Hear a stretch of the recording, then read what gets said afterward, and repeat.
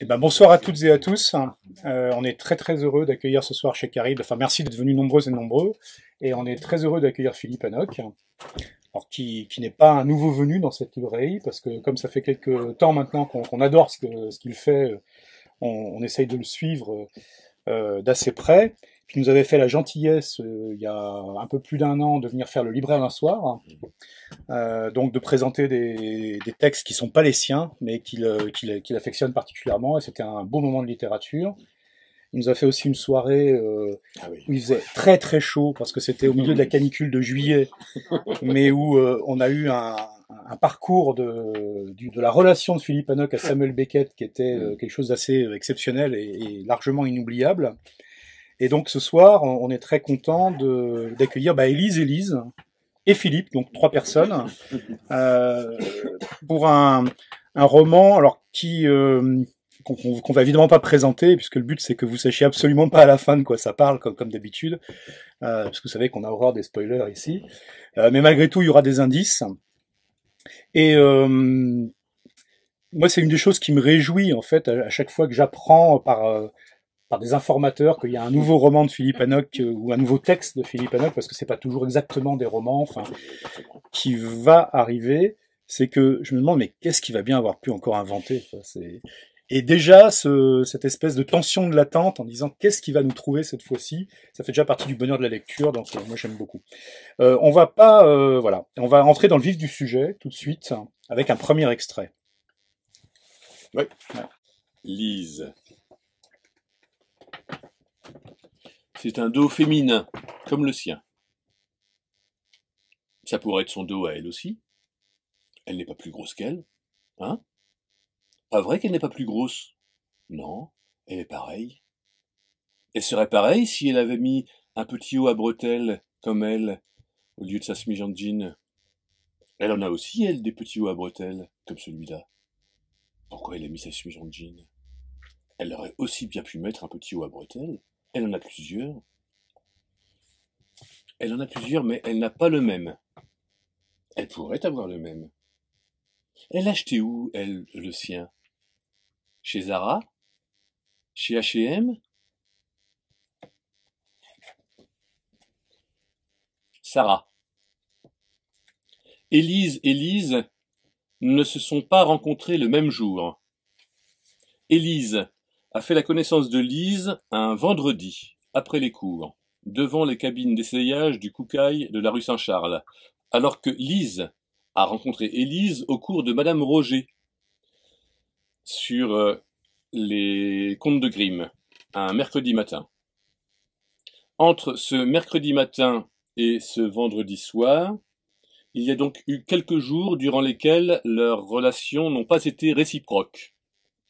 Mais quelques jours, un peu plus de 2, mais même pas 3, ça ne compte pas.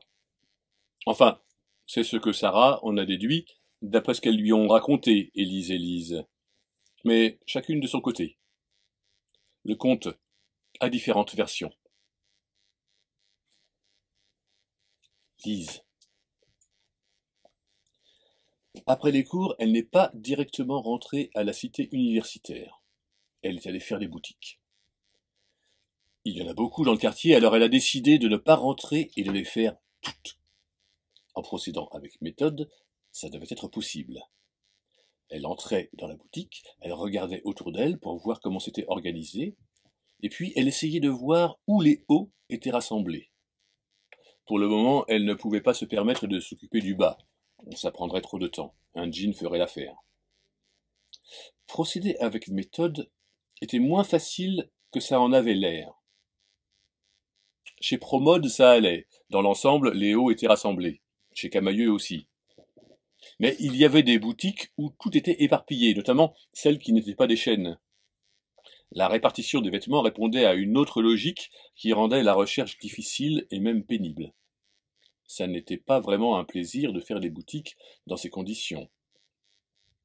Mais elle savait ce qu'elle voulait. Et ce qu'elle voulait, elle le voulait. Voilà, donc avec ces 3 premières pages en fait du roman, On vous en dira pas beaucoup plus en fait, hein. Il s'agit donc de deux jeunes femmes qui sont probablement étudiantes en lettres modernes, si on en juge par l'indice du cours sur les contes de Grimm, Oui. qui aiment effectivement la street fashion, Oui. ça y a aucun doute, hein, qui ont deux prénoms étonnamment proches, Oui. et où elles se sont rencontrées, elles sont devenues amies, ça on le subodore déjà. Mhm. Autour de tout ça, bon, il y a un troisième personnage déjà Oui. présent, hein, Sarah, Sarah. dont on précisera sans doute un peu le rôle tout à l'heure, parce Oui. qu'il est au fond assez essentiel. Oui. Et voilà, c'est donc enfin, l'histoire d'une amitié entre deux jeunes femmes étudiantes en lettres modernes. Ça semble terriblement banal en fait. Ah oui. Et pourtant, ce qui va se passer là-dedans est complètement fou. Et avant de vous en dire un peu plus, parce qu'on va essayer d'en dévoiler le moins possible, mais quand même de vous de donner un petit peu envie, moi j'aimerais bien savoir comment s'enchaîne chez toi, et à propos de ce roman hein, en particulier, pour la genèse en fait de l'idée d'écrire un truc pareil, hein, la part d'envie d'écrire, la part de fait déclencheur, et la part en fait d'un flux hein, de roman en roman qui t'entraîne vers une étape suivante. Parce que dans mon souvenir, quand on avait évoqué, notamment à propos de Vidéo Plateau ou de Paliev, je sais pas s'il faut commencer levé à la russe ou pas. Enfin, bon, tu prononces comme tu veux. Hein. Moi je dis Paliev. Hein. Bon, Paliev, d'accord. Bon, Paliev. Bon, honnêtement. Si vous l'avez pas lu, il faut absolument lire Paliev, hein, bien entendu. Mais on en reparlera brièvement tout à l'heure de Paliev. Là, il y avait des éléments de fait déclencheur, alors que dans mon souvenir, pour Liquide ou pour Mémoire des failles, par exemple, on était plus dans une espèce de flux de choses à bâtir. Donc voilà, c'est une question que j'avais, finalement, d'où il naît cette Élise. Bah c'est facile, c'est une histoire vraie.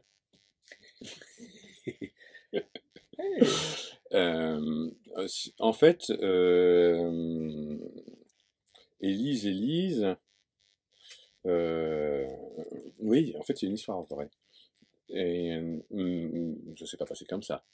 Mais je me suis rendu compte, donc en repensant à un personnage qui est le modèle de Lise, que un personnage comme ça, en fait, c'est un personnage de roman, mais en même temps, raconter l'histoire comme ça n'avait aucun intérêt. Et puis, de toute façon, il fallait aussi que l'histoire soit un peu différente de la réalité. Et donc, ça traînait, je sais pas, ça devait traîner dans mon esprit depuis, je sais pas, 20 ans, un truc comme ça, peut-être plus. Et en fait, ça s'est croisé avec ma lecture des contes de Grimm, et que j'étudie depuis des années, et notamment j'aime beaucoup les contes de Grimm, et du coup comme j'aime beaucoup ça et que je me débrouille pour avoir des sixièmes tous les ans et que donc je peux étudier les contes avec les sixièmes, j'en profite et je leur fais étudier des contes de Grimm. Donc mes petits sixièmes, ils sont très au fait des contes qui sont utilisés dans ce conte, parce que dans ce livre, il est question de contes. Et notamment, je me suis rendu compte que il y a des thèmes, il y a des motifs qui concernent des questions d'identité, dans certains qui reviennent de manière très très prégnante dans certains contes, notamment deux contes de Grimm que j'aime beaucoup, qui sont pas très célèbres, mais que j'aime beaucoup et dont je vous recommande la lecture, qui sont Les Trois Nains de la Forêt et La Gardeuse d'Oie. Je vais faire une toute petite incise. Il y a une superbe édition des Contes de Grimm chez José Corti, juste derrière vous, là, qui est vraiment somptueuse en 2 tomes. Enfin, donc voilà, n'hésitez pas le cas échéant. Voilà. Et donc donc il n'y a pas besoin d'avoir lu ces contes pour lire les romans. Hein. Mais le fait est que je me suis rendu compte que finalement, ce type de comportement, c'était une espèce ça faisait partie des universaux des comportements humains, et qu'il y avait vraiment quelque chose à faire là-dessus. Alors du coup, après, j'ai fait un peu comme j'ai dû faire dans Paliev, je pense, quelque part, et j'ai pris ma loupe, et puis j'ai regardé les choses vraiment de très très près, et quand on regarde les choses de très très très près, en fait, tout devient atrocement monstrueux, ou délicieusement monstrueux d'ailleurs. Et donc voilà, donc je me suis rendu compte, oh là là, qu'est-ce que c'est, voilà. Et donc je dis, donc là, maintenant, avec ça et ça, il faut écrire quelque chose. Voilà. Ta dernière remarque va exactement en fait avec ma deuxième question, et pourtant tu sais qu'on n'a pas vraiment répété. Pas du tout, non. Et parce que justement, enfin, la tonalité que donnent les 3 premières pages, eh bien, on parle, il y a un côté léger, on y reviendra, il y a un côté léger, dansant, il y a des jupes qui virevoltent, il y a de la musicalité, il y a de la ritournelle, on entendra tout à l'heure un refrain. Et ça, pour quelqu'un qui va découvrir Philippe Hanoch avec ce roman, bon, bah, très bien. Mais en revanche, pour quelqu'un qui a déjà lu certains des précédents, et en particulier Paliev, mais pas uniquement, hein, c'est vrai aussi de Liquide, c'est vrai aussi de, je l'ai pas là sous la main, mais de Vidéo Plateau. Même quand on a l'impression comme ça que tout va bien, on a un doute. Ouais. Ah, c'est Philippe Hanoch qui a écrit ça. Ce serait quand même étonnant que tout soit innocent là-dedans, tu vois. Donc, Ouais.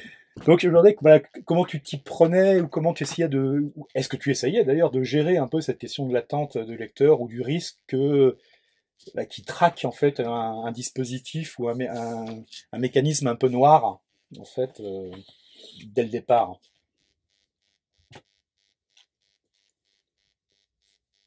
Je ne crois pas que disons que je crois pas que en fait que je travaille le texte par rapport à une lecture préalable du lecteur de Paliev ou d'autres livres auparavant. Ça, je ne le pense pas. Repose-moi ta question encore, vas-y. Non, alors, sous une autre forme, Ouais. Quelqu'un qui découvre Élise Oui. en n'ayant jamais lu Philippe Hanoch Ouais. est normalement intégralement pris dans la légèreté initiale. Et dans le ton, en fait, assez léger, justement, dans la virevolte. En revanche, quelqu'un qui le lit un an après Paliev, oui, il va se dire, forcément, va se dire, où est l'arnaque? Ouais. Où est le truc, quoi? Ouais. Qu'est-ce qui va me tomber sur la figure au coin d'une page?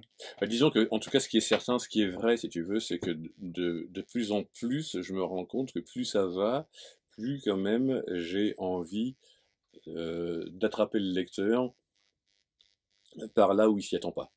En fait, hein. Il y a un truc là, c'est un truc, c'est la dernière phrase de Mémoire des failles, en fait. Hein. En fait, il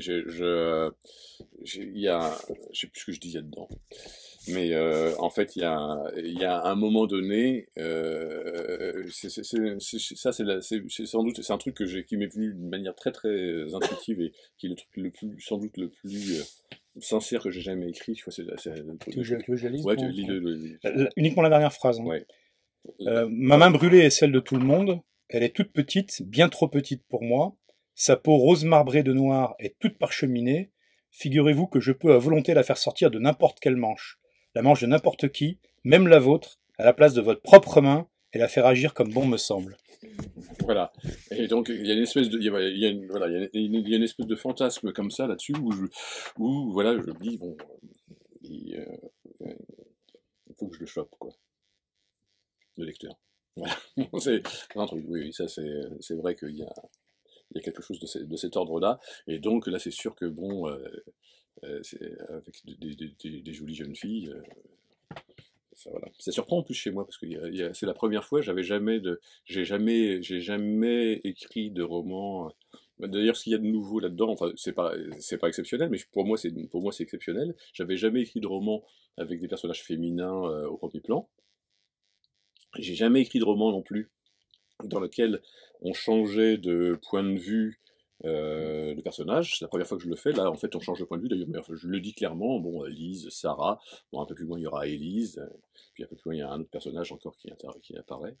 Mais donc, c'est des nouveautés. Et en même temps, effectivement, c'est une manière. Ces jeunes filles, là, c'est une manière, effectivement, de placer le lecteur dans un milieu a priori un peu ensoleillé, etc. et tout. Bon, on est dans quelque chose, dans un cadre qui est quand même très différent de celui de Paliev, même si ce que dit le texte, au fond, n'est pas si différent. Mais ça, effectivement, enfin, pour ceux qui ne l'auraient pas lu, hein, rassurez-vous, on n'est pas dans un dans un thriller où tout à coup il y a l'énorme révélation. C'est infiniment plus subtil que ça. On joue vraiment sur des atmosphères. Et je crois qu'à aucun moment, Philippe Hanoc, comme dans Paliev d'ailleurs, ne prend en traître la lectrice ou le lecteur qui sont attentifs. C'est-à-dire que Ah oui, non. il y a toujours des indices, des choses pour semer un peu le doute, pour se dire attention, oui, on est dans un paysage ensoleillé, mais le soleil, il y a aussi des nuages, il y a aussi des choses un petit peu Ah bah, de toute façon, dès le inquiétantes. départ, en fait, c'est mis en place pour, je veux dire, dès le départ, j'ai mis en place un truc, et tout le roman, il est vraiment tendu vers sa fin, quoi. Je veux dire, c'est un truc, d'ailleurs là, pour le coup, je savais très bien dès le départ comment ça allait se terminer, hein. Ouais. De toute façon, la fin de l'extrait du premier extrait que tu as lu, enfin la fin de la page 3 en réalité, mais elle savait ce qu'elle voulait et ce qu'elle le voulait, elle le voulait. Ouais. Normalement, ça doit un peu glacer, enfin. Voilà. Ouais. Mais on va pas vous dire pourquoi, parce que sinon, non. Et on va lire un deuxième extrait en vrai, Ouais. du coup. Après, on va spoiler sans même s'en rendre compte, mais bon. Bah, mais c'est pas... Ouais, on va pas spoiler trop. Là, je lis jusqu'à... Là, vraiment, c'est un peu plus long jusqu'à la page 22. Voilà, page 17 à 22, d'accord. Lise.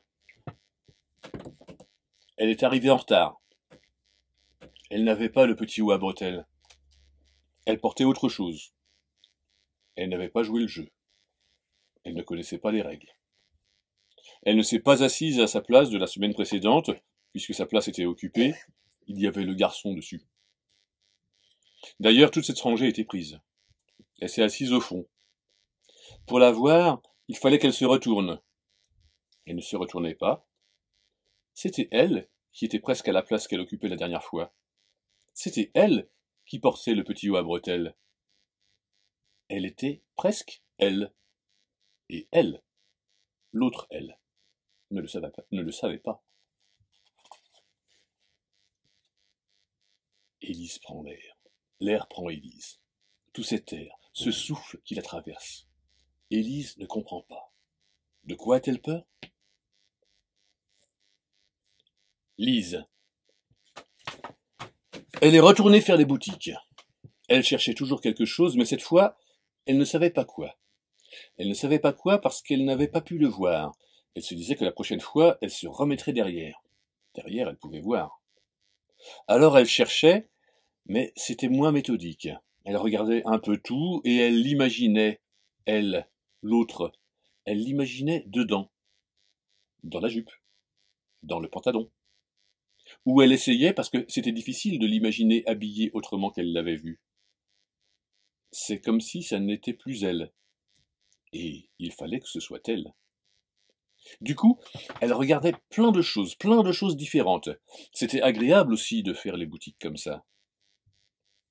Et puis, devant les cabines d'essayage du Koukaï de la rue Saint-Charles, elle l'a vue. Elle était avec une autre fille, dont le visage lui était vaguement familier, mais ça n'avait aucune importance. C'était évident que ça n'avait aucune importance, alors ses jambes ont marché d'elles-mêmes, son corps entier a suivi et elle s'est retrouvée en face d'elle. C'est sûrement ce jour-là qu'elle a su qu'elle s'appelait Élise. C'est peut-être ce jour-là qu'elle l'a élue, Élise. Lise. Alors, comme à elle il lui manquait encore quelque chose, elle s'est appelée Lise. Et elle a dit bonjour. Et elle a senti qu'un vrai sourire illuminait son visage à elle, Lise. Elle aurait voulu sourire qu'elle n'aurait pas pu sourire ainsi. Et comme Élise en retour lui souriait aussi, d'un air un peu interrogateur, elle a dit, et les mots coulaient de sa bouche comme des évidences magnifiques, elle a dit qu'elles étaient en cours ensemble. L'autre fille a confirmé, celle qui n'était pas Élise, celle qui ne comptait pas. Apparemment, elle aussi était au cours ensemble. Dit comme ça n'allait pas. Elle aussi était au cours avec elle. Elle était dans le même cours, quoi. Elle était dans le même cours, mais là, ça ne voulait rien dire du tout. Tandis qu'Élise déjà lui répondait, lui posait des questions. Elle n'entendait pas les questions, et pourtant elle répondait. Elle donnait toutes les bonnes réponses, toutes les réponses qu'elle n'aurait jamais su trouver si elle avait dû les chercher. Mais elle n'avait pas à les chercher. Tout lui venait naturellement. Avec Élise, tout lui était naturel. Sarah. Élise était très amusée de la ressemblance de leurs prénoms. Elle avait réagi tout de suite. Mais c'était il y a longtemps, Sarah ne se rappelle plus de la nature de cette réaction. Elle se rappelle juste qu'Élise était très amusée et qu'elle avait fait une réflexion là-dessus. Elle s'en souvient parce que Lise, de son côté, n'avait pas l'air aussi surprise. Elle souriait tranquillement, ou plutôt, elle souriait silencieusement. Mais elle n'avait Dieu que pour Élise. Dieu, elle n'avait que pour Élise. On voyait bien qu'elles allaient devenir amies, Élise. On dirait Élise, et ça leur ferait sûrement plaisir à toutes les deux qu'on dise Élise. Sarah, ça ne la gênait pas. Elle aimait bien garder une certaine distance, parce que quand on a trop le nez dessus, on ne voit pas. Quand elle repense à cette scène, quand elle la reconstruit dans sa mémoire insuffisante, elle entend toujours Élise se présenter la première. Élise. Élise dire ensuite Lise. Et ça fait comme un écho. Mais Sarah sait bien qu'elle imagine parce qu'en réalité, elle ne se souvient plus. À partir de ce moment-là, elles se sont vues un peu moins souvent, Sarah et Élise. Et la plupart du temps, avec Lise. Peut-être que Lise aime Élise, se disait Sarah. Peut-être qu'Élise aimera Lise. Ça ne la regardait pas, Sarah. Ça l'intéressait simplement. L'histoire d'Écho était l'histoire d'un amour malheureux. Mais peut-être Sarah se trompait-elle d'histoire. Donc là, on rentre, et notamment, enfin bon, il y a ce troisième personnage, Sarah, qui a un rôle assez essentiel, mais sur lequel on reviendra tout à l'heure. Oui. Mais il y a ce qui commence à apparaître, en fait, qui était déjà présent et qui va irriguer ensuite tout l'ouvrage, et tu l'as mentionné, parce que c'était l'un des deux éléments alchimiques que tu as mis dans pour obtenir le précipité initial, quoi, qui est le conte, la structure du conte, et la morphologie du conte, Vladimir Prop. Je vais pas dire le chant épique russe, faut peut-être pas exagérer, mais et donc voilà, je montre ce rôle de la conteuse en fait. Comment il intervient ici pour toi? Comment tu l'as mis en œuvre?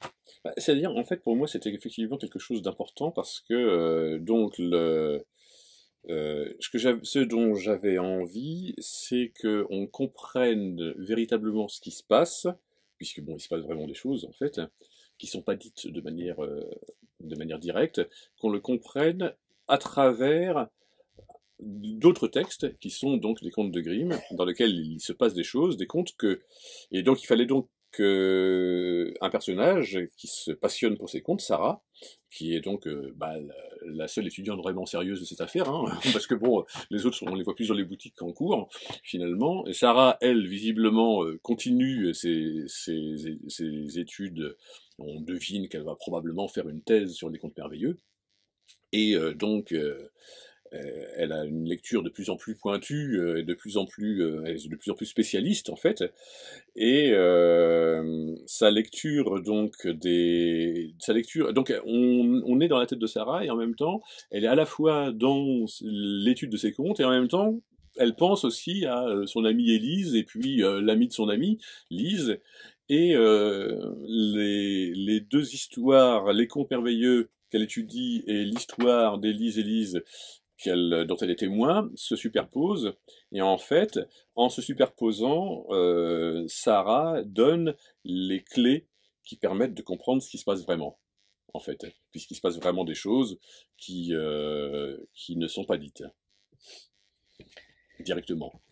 Ouais, et en plus, tu lui fais vraiment utiliser son vrai filtre universitaire, donc le travail de Prop sur vraiment d'identifier, et c'est ça qui est très spectaculaire dans un maquis, en fait, justement, nimbé de légèreté et de choses incidentes, finalement, où il n'y a pas de gravité. Et en fait, celle qui met la gravité, c'est assez incroyable, c'est justement parce qu'elle le décode comme un conte. Et donc, dans le conte, il y a nécessairement des éléments qui sont noirs. Ah oui. Surtout chez Grimm. Oui. D'ailleurs, tu mentionnes un moment Perrault, par contraste. Oui.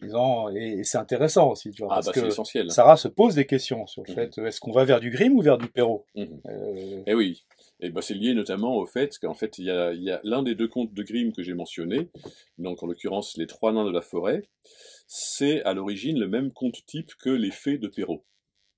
On peut en faire un résumé très très court. Hein, c'est l'histoire d'une jeune fille martyrisée par sa marâtre, dont la demi-sœur essaie de prendre sa place, alors qu'elle n'a pas cette gentillesse.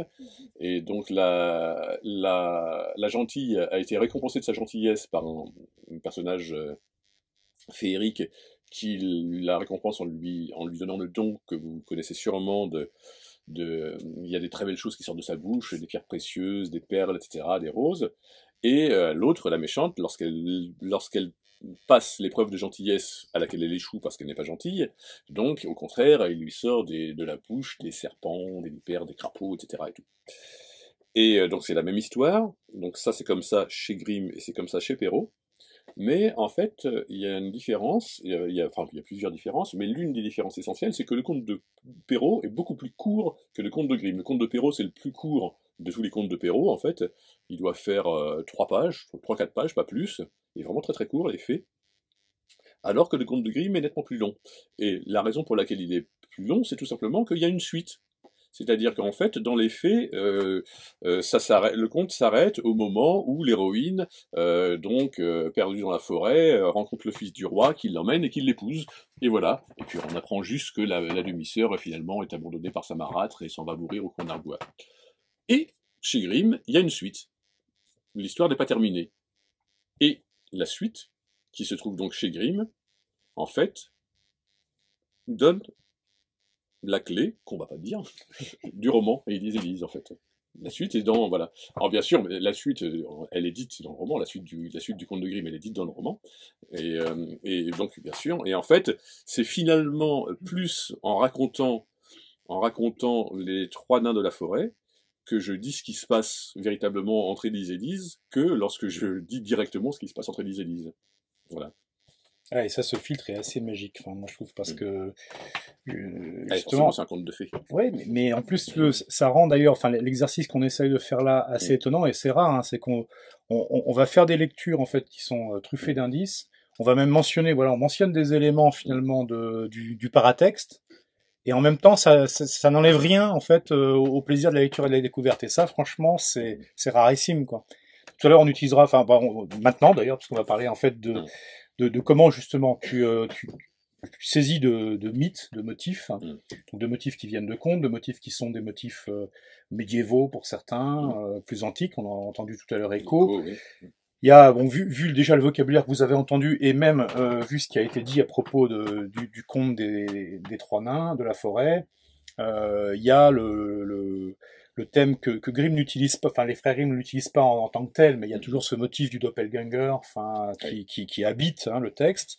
Mm. Et donc moi je me demandais quel type de travail tu fais pour extraire une substance mythique et laquelle, et ensuite pour la réinsérer dans un flux contemporain qui est orienté différemment, c'est-à-dire que Mm. et, et de lui donner cette tonalité beaucoup plus légère en fait que les contes qui eux sont vraiment légers quand même, faut être honnête, hein. Oui. Mm. Oui, je sais pas si je leur donne, parce qu'en fait, c'est paradoxal, parce qu'en fait, quand même, dans les contes merveilleux sont des contes de fées.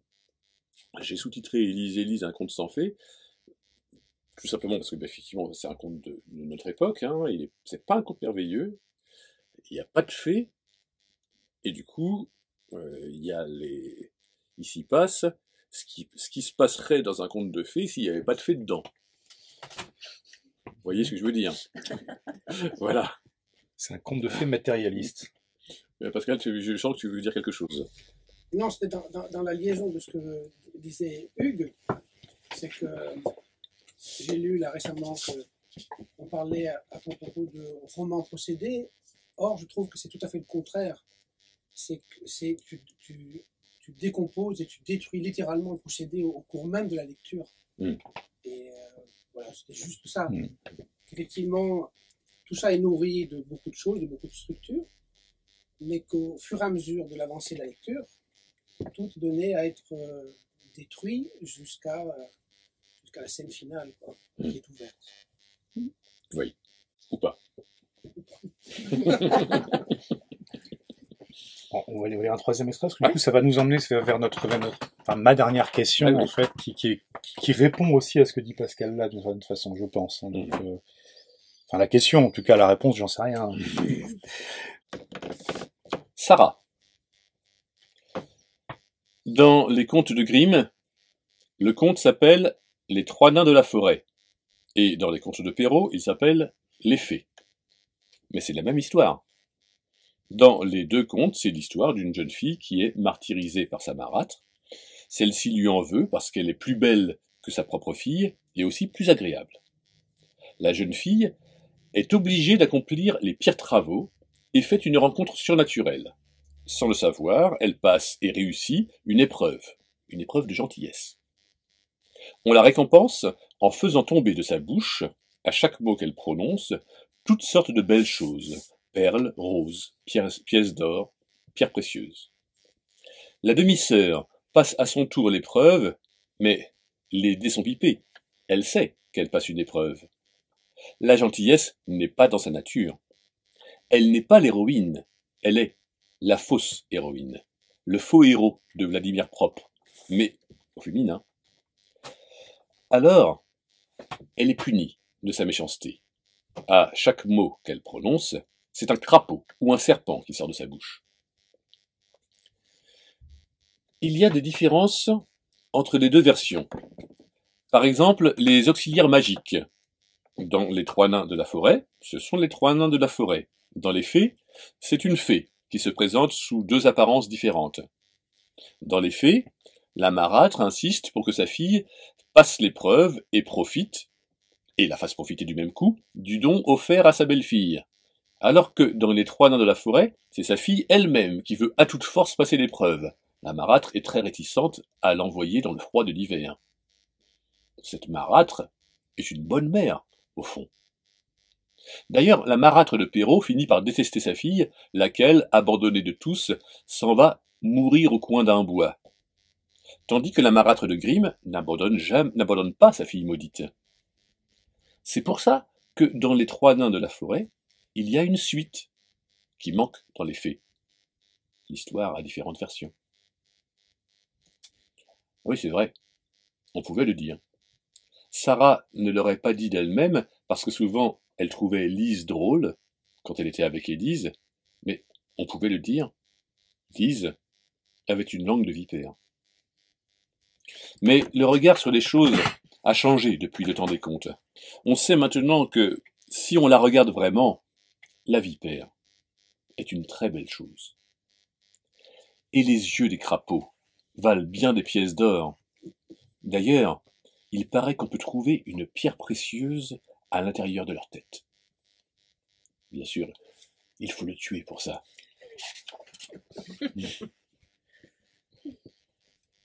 Sarah.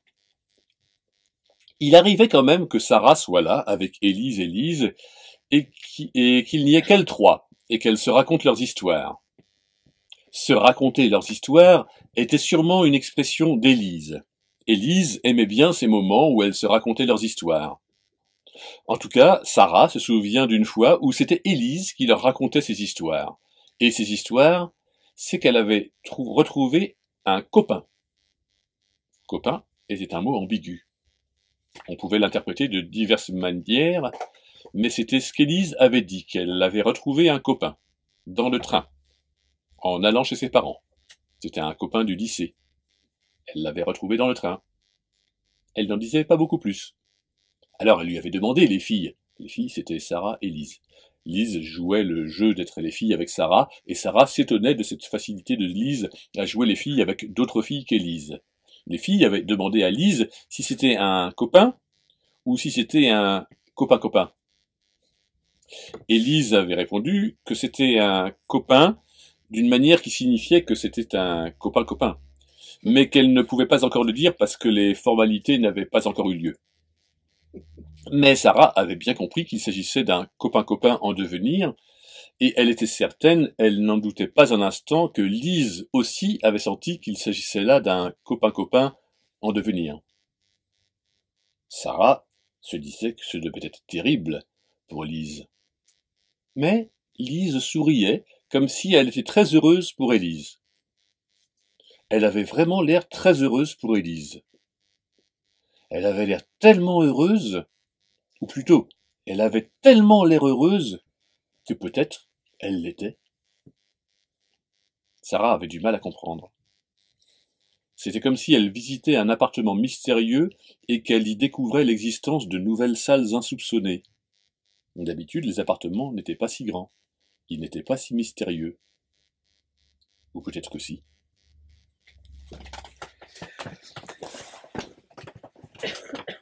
Du coup, voilà, bon, on va arrêter maintenant de vous dire vers quoi on va. Et ma dernière question est un petit peu plus générale et je pense qu'elle dévoile moins parce que tous les éléments ont été donnés. Enfin là, mais c'est ce qui m'a frappé, c'est qu'en fait, beaucoup de tes romans jouent en fait, alors autour de, enfin c'est ce que je disais au début en fait, mais moi ça me frappe à chaque fois, c'est que il y a la surprise, hein, c'est-à-dire que aucun des romans ne ressemble au précédent, enfin on est vraiment à chaque fois sur quelque chose de différent. Et pourtant il y a des forces à l'œuvre, enfin ce qui fait aussi que c'est une œuvre hein, que tu écris, c'est pas des pièces disjointes les unes des autres, c'est vraiment une œuvre. C'est qu'on sent qu'il y a des forces souterraines qui sont à l'œuvre depuis le premier. Il y en a plusieurs, mais en tout cas, il y en a deux, moi, que je trouve il y en a plus que deux, mais il y en a deux qui sont très fortes. Il y en a une autour de toute la question du conformisme, qui est de faire ce qui se fait, et une qui est autour du mimétisme, qui est de faire ce que tu fais. Et je trouve qu'il y a une dynamique dans Isée, on l'a entendu, et le point de jonction, j'ai trouvé, est quand même autour du chose qui n'est jamais traitée. Il n'y a aucun discours de type, autant il y a un discours justement analytique sur les contes, sur la narration, sur ce qui est en jeu en fait derrière les personnages, autant c'est un livre qui est monstrueusement politique, mais qui se garde bien d'utiliser un seul mot en fait politique. Parce que le point de jonction du conformisme et du mimétisme dans Élise et Lise, je trouve, c'est autour de la consommation. Et de la question de ce qu'elle fait de nous, la consommation. Enfin, et donc moi ça me frappait et je me demandais en fait voilà quel était ce rapport en fait à la politique en réalité dans un livre qui fait aussi attention de pas se montrer tel quel immédiatement que Élise. C'est une question difficile. Oui. C'est la dernière. Un mot dans ton sens, je pense que ce qui est au cœur de son œuvre, c'est la destruction de la convention. Oui. Oui. En fait, je ne peux pas m'empêcher de camper des personnages qui sont en déficit de conscience d'eux-mêmes par rapport au monde qui les entoure. Alors il y a quelque chose qui est de cet ordre-là, c'est-à-dire que il y a le monde, et puis il y a eux-mêmes, et eux-mêmes en fait ils sont en creux. Je dirais que et ça c'est vraiment le truc, parce que par exemple tu vois, c'est par exemple Monsieur le Comte au pied de la lettre, par exemple, tu vois, c'est un personnage au sens complètement assumé de personnage, parce qu'il est en deux dimensions, il est plat, je fais même pas semblant de faire en sorte que ce soit une personne. Il n'y a pas du tout il y a plus aucune épaisseur. Il y a le personnage de Liquide, c'est extraordinaire. C'est le personnage qui est un creux qui se remplit précisément de ce qui passe. Hein. Voilà, mais de ce qu'on entend de lui. Voilà, donc Liquide, c'est vraiment le conformisme par excellence. Et alors dans Élise, en fait, là, on est dans la construction pathologique, hein, là, parce que le fait est que je suis passé quand même avec Palief et Élise dans des créations de personnages où on sent bien qu'il y a quelque chose qui cloche, voilà. Mais ce qui cloche dans les deux cas, c'est un déficit dans l'être et qui passe dans le fait de s'incarner dans quelque chose. Et alors là, c'est s'incarner dans une autre qui donne une impression qui, vue de l'extérieur, donne l'impression d'exister énormément. C'est-à-dire qu'aux yeux de Lise, pourquoi elle élit Élise, c'est que Élise, elle est vue de l'extérieur, elle donne vraiment l'impression d'exister. Et donc, quelqu'un qui existe comme ça, à ce point-là, c'est une espèce d'idéal absolu pour Lise, et voilà, et effectivement, finalement, bon, elle existe par des choses qui sont, enfin, finalement, les choses qui identifient Lise pour faire exister Élise sont des choses qui sont finalement assez piètres, hein, puisque c'est effectivement essentiellement les vêtements, hein, l'habit qui fait le moine, comme le dit si bien le proverbe qui fait semblant de dire le contraire. Si vous avez des questions, je vais vous donner la parole dans un instant, avant qu'on lise un dernier extrait et qu'on conclue. Je voulais simplement mentionner, parce que ça m'a frappé à la lecture, il y a un autre auteur qui utilise en fait un ensemble de moyens littéraires qui sont très différents en fait des tiens, mais où il y a sur les 2 dernières années une espèce de conjonction justement je pense de traitement politique de la tension entre les êtres et du manque en fait et de la façon dont on le comble, qui est Olivier Bordassar, tu vois, qui vient pourtant d'une pratique très différente, hein, et dont les 2 derniers romans, Dernier Désir, qui est, et il n'y a pas de mystère, hein, c'est une réécriture très contemporaine et sans qu'il y ait de sang versé et de jugulaire percé du mythe du vampire. Mais dans ce que le vampire en fait cherche à conquérir en fait chez les autres, hein. Et son tout dernier roman, Accident, qui est sorti en janvier, traite également de 2 jeunes filles qui sont très différentes de Élise et Lise, mais où il y a quand même une question de double bénéfique, double maléfique, et qui utilise des moyens. Et il y a cette place quand même, je persiste à dire qu'il y a en fait un jugement extrêmement subtil, extrêmement fin, et pas péremptoire, mais qui est porté dans ses œuvres sur ce que nous fait le capitalisme tardif. Voilà. C'est drôle ce que tu dis, parce que je tenais à le dire. Je me suis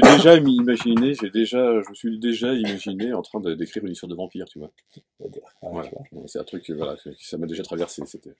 Mais voilà, mais je pense que du fait que c'est pas une coïncidence, c'est que c'est les moyens, en fait, d'attaquer une chose qui est très forte aujourd'hui dans notre société, voilà, qui n'est pourtant pas du tout celle de la fin du 19e, victorien et post-romantique, hein, c'est le moins qu'on puisse dire. Donc du coup, est-ce que vous avez des questions? C'est jamais une obligation, on veut pas vous... J'ai pas tellement une question, je voulais plutôt témoigner de ma lecture, qui n'est pas tout à fait la même que la tienne, Hugues. Attends, tu sais quelle est ma lecture? Oui, parce que on a quand même quelques impressions en tout cas. J'avais l'impression que dès la première page, je savais comment ça allait finir. Donc, moi, j'ai lu ça pas comme un drame, mais comme une tragédie.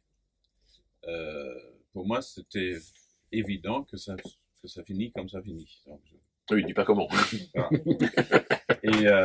Et d'ailleurs, je trouvais qu'il y avait un deuxième élément de la tragédie qui est très fort, qui est Sarah, qui, comme le cœur dans la tragédie grecque, en fait, qui donne des commentaires, des explications, enfin des élargissements comme ça, mais elle sait aussi comment ça va finir parce que tout est écrit déjà dans les contes.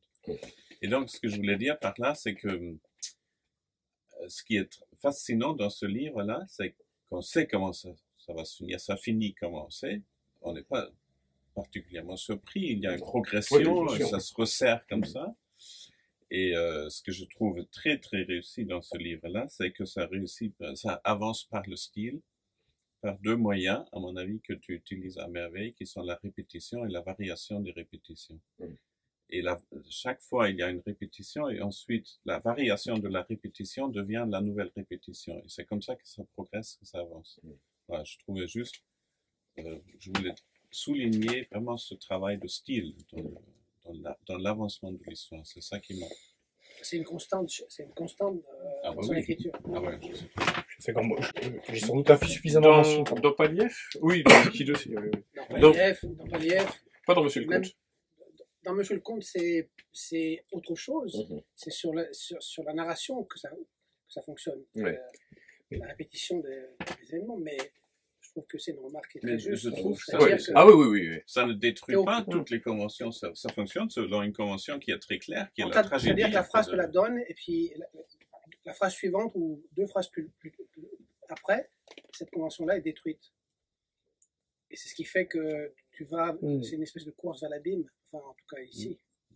Tout à fait, mais c'est vrai qu'on l'a mentionné qu'au passage tout à l'heure, mais on l'a utilisé parce que c'est, effectivement, je pense qu'à la lecture, c'est quelque chose qui est extrêmement fort, cette notion de chanson et de musique, et notamment les questions de ritournelle et de refrain, Oui. qui font vraiment partie de construction et qui là va bien au-delà du matériau du conte, parce que le conte utilise de la répétition, bien sûr, hein, mais là, on va vraiment dans une forme qui devient... Finalement, il y a une ritournelle qu'on a lue une fois, du coup c'est moins évident que vous vous rendez compte, mais il y a une ritournelle qui revient toutes les 7 sections. Et ce que tu as souligné aussi au départ, dès le départ, c'est de dire, de parler de légèreté, de musicalité, parce que c'est ça, c'est-à-dire ça fonctionne comme quelque chose de prime sautier presque. Mais voilà, ça, je sais pas si ça vous parlera tous. Moi, il y a une chanson, enfin, en lisant, même dès le début, hein, Élise, au premier contact, il y a une chanson terrifiante d'un groupe qui s'appelle Violent Femmes, un groupe américain qui s'appelle Country Death Song, qui est effectivement une chanson, de country rock extrêmement sauvage, qui joue sur le mode justement de la répétition. Ça commence comme une histoire de conte.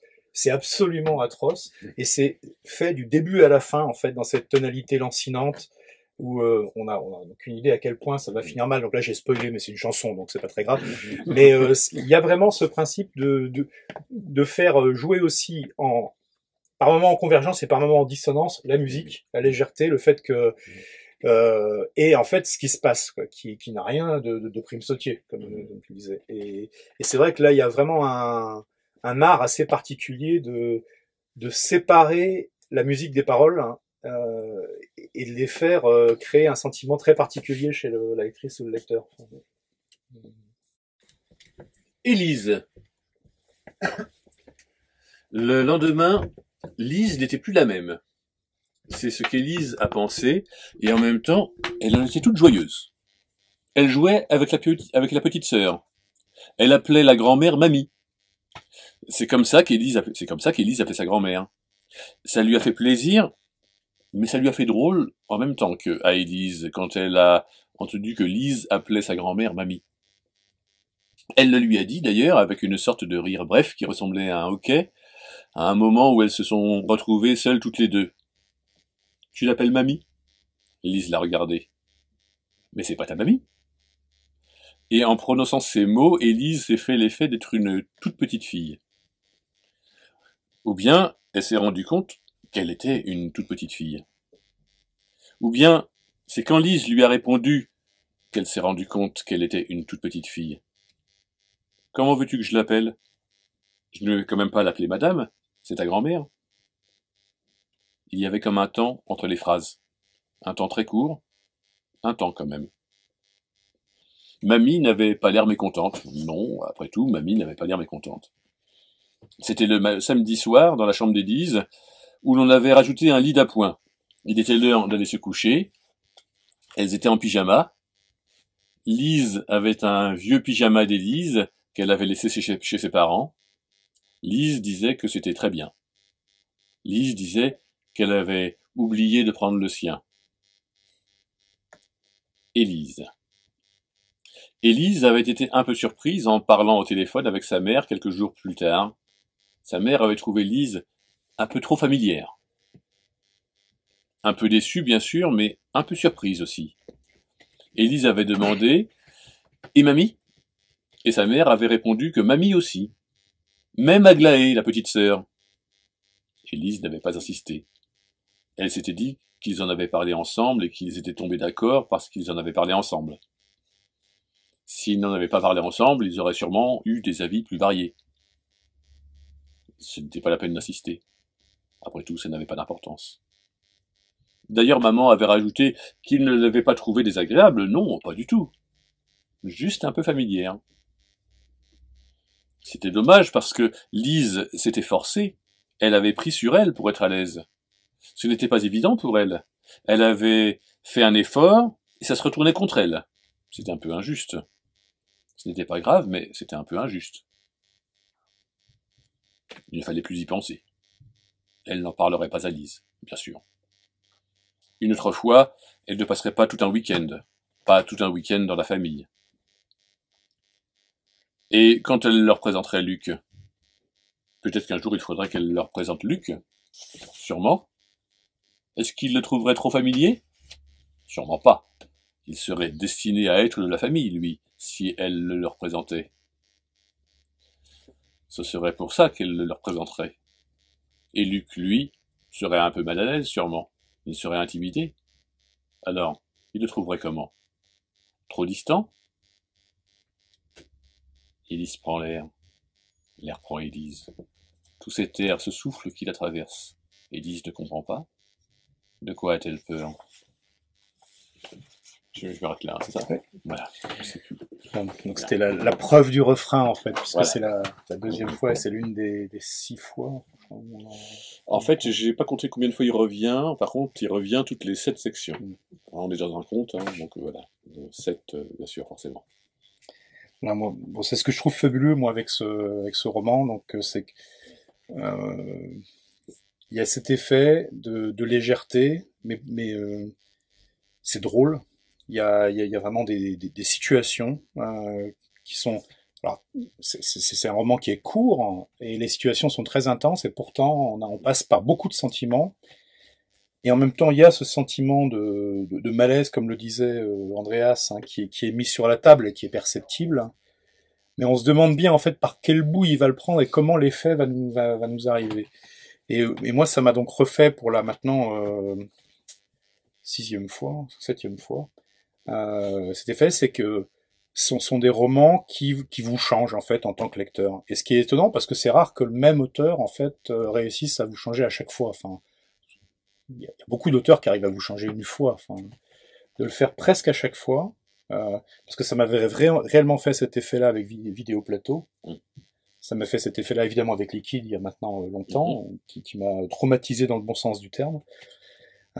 Et ça m'a fait avec Paliev, et ça le refait avec Élise. C'est-à-dire que vraiment, je pense qu'en tant que lectrice ou lecteur, on en sort changé, et c'est quand même pas non plus si fréquent que ça, quoi. Donc c'est une façon de dire que c'est un roman extrêmement important et qu'il faut en acheter plusieurs et pas hésiter à les offrir aux gens que vous aimez et même aux autres.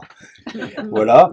Et je tenais en tout cas à remercier Philippe de s'être prêté à cet exercice et à ces lectures. C'est moi qui te remercie. Ça nous fait vraiment très très plaisir. Donc vraiment merci beaucoup. Bah, moi aussi.